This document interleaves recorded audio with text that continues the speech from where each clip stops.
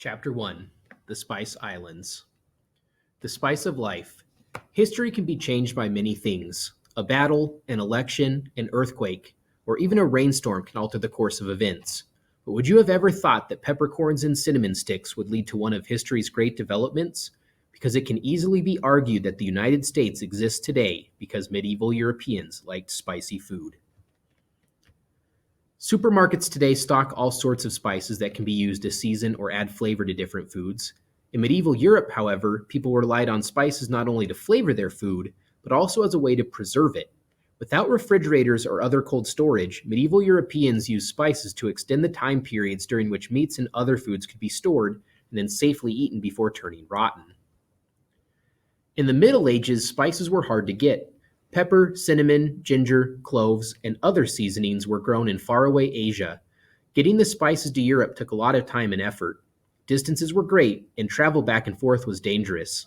As a result, spices were very expensive. Europe's desire for cheaper spices sparked the age of European exploration and its settlement of the Americas. The Spice Islands. Different spices come from different places. Many of the most desirable spices come from the islands of present-day Indonesia. Indonesia is an archipelago, or a chain of islands. It stretches from Southeast Asia's Malay Peninsula to the continent of Australia. This group, known as the Malay Archipelago, contains more than 13,000 islands. Some, like Sumatra and Java, are large. Others, like the Maluku Islands located south of the Philippines, are smaller. Of all the spice-bearing islands, the Maluku Islands are probably the most famous. Indeed, for many years, Europeans referred to them as the Spice Islands.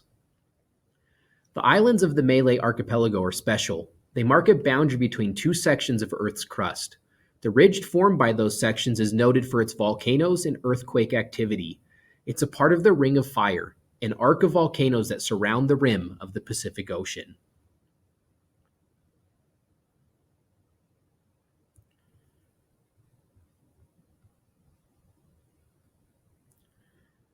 The equator runs through the Malay Archipelago, just south of the Malay Peninsula.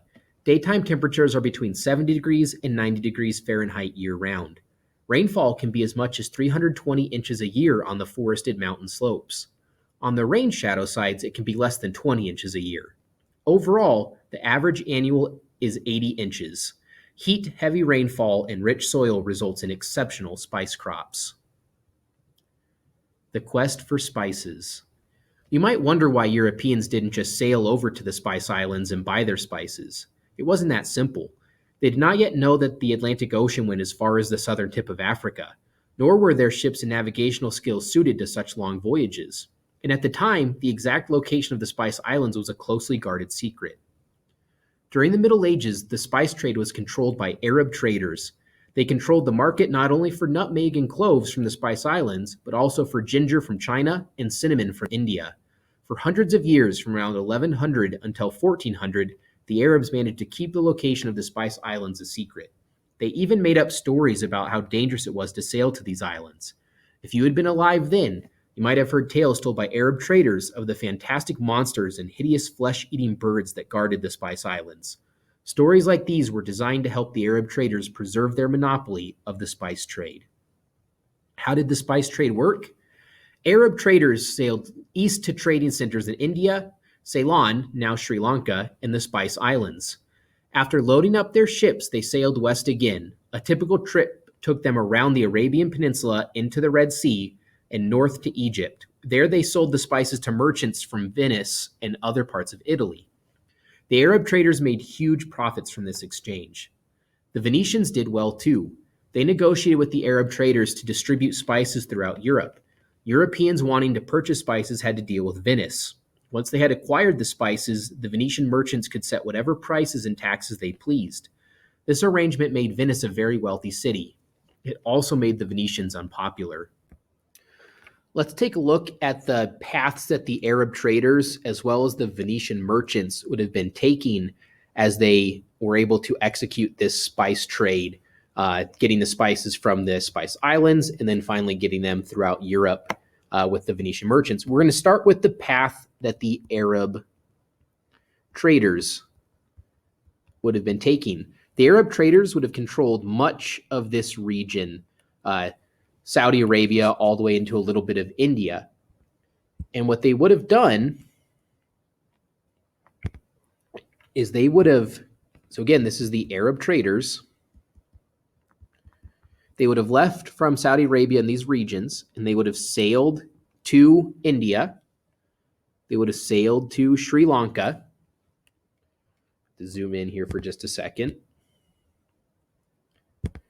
So sailing from India, Sri Lanka, and then all the way. So keep track of that, India and Sri Lanka, again, leaving from here.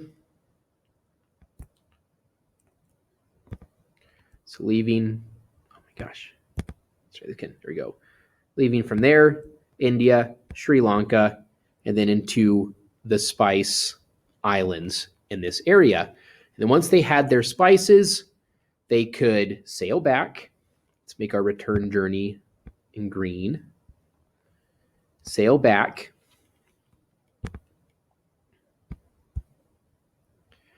And then once they got to Saudi Arabia, they would sail into the Red Sea up into Egypt. And that's where they would meet the Venetian merchants. So let's start there. We'll zoom in a little bit and we'll start our journey again with the Venetian merchants coming in.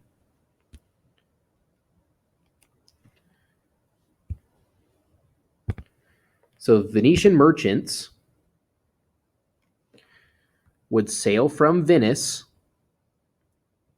through the Mediterranean Sea, and they would meet the Arab traders right around Egypt here. That's the Nile River Delta.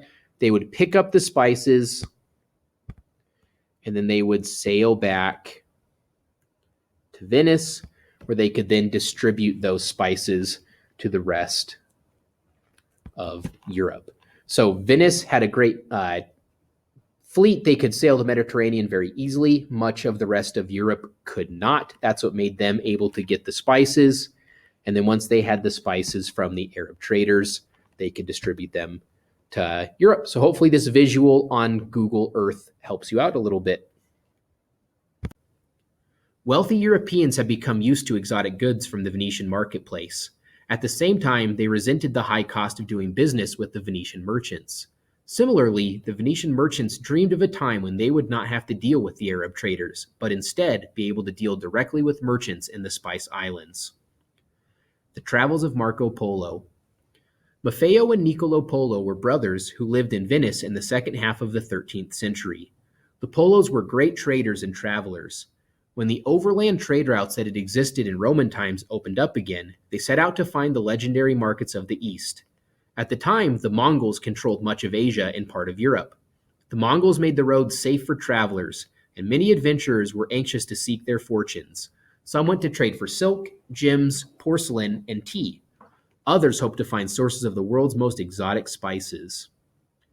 When the Polo brothers started their second journey east in 1271, they decided to take Niccolo's young son, Marco, with them. The expedition ended up taking them 24 years to complete. The three spent time in the service of the Mongol ruler Kublai Khan and traveled throughout Asia by land and by sea. Marco's father and uncle served as military advisors to the great Khan. Kublai Khan took a liking to Marco. He sent Marco to distant parts of his kingdom on diplomatic missions. Wherever he went, Marco observed, asked questions, and remembered what he had seen. In 1295, Marco Polo returned to Venice. Soon after, he was captured during a war with a neighboring city. Polo was sent to jail. His cellmate was a writer from the city of Pisa. During his days in prison, Polo talked about his travels, and the writer wrote down what Marco said. Together, the two cellmates produced a book that helped change the world. The Travels of Marco Polo was read by people all over Europe, first in handwritten copies and later in printed editions. Polo was the first European to write about China, Thailand, the Malay Archipelago, and other Asian lands. His book inspired European map makers to update their maps. And almost 200 years after it was written, this book inspired an Italian sea captain named Christopher Columbus. For centuries, the search for the Spice Islands attracted explorers, adventurers, and dreamers like a magnet. While searching for the Spice Islands, these explorers found lands, oceans, and peoples that they never knew existed. It is perhaps not an exaggeration to say that the desire to reach the Spice Islands led to the European exploration of the entire planet. Let's take a look at the difficulty that Europeans were about to face in trying to navigate to the Spice Islands. If they tried to sail through the Mediterranean Sea, they would get stuck at this point near Egypt. So if we zoom in, you can see that the Mediterranean Sea is remarkably close to the Red Sea, which is down here, but there's no direct waterway. There is now, it's called the Suez Canal, but back when the Europeans were looking for the Spice Islands, there's no waterway. So they couldn't sail directly there. They could have maybe traveled this section by land, but then you're going to run into the problem of needing to get past the Arab traders who controlled this region very strictly, and then needing to build new boats to get into the Gulf of Suez down into the Red Sea. So that was not an option. So people sailing from Europe instead would need to go around Africa, and that is pretty daunting. So once they'd made it out of the Mediterranean,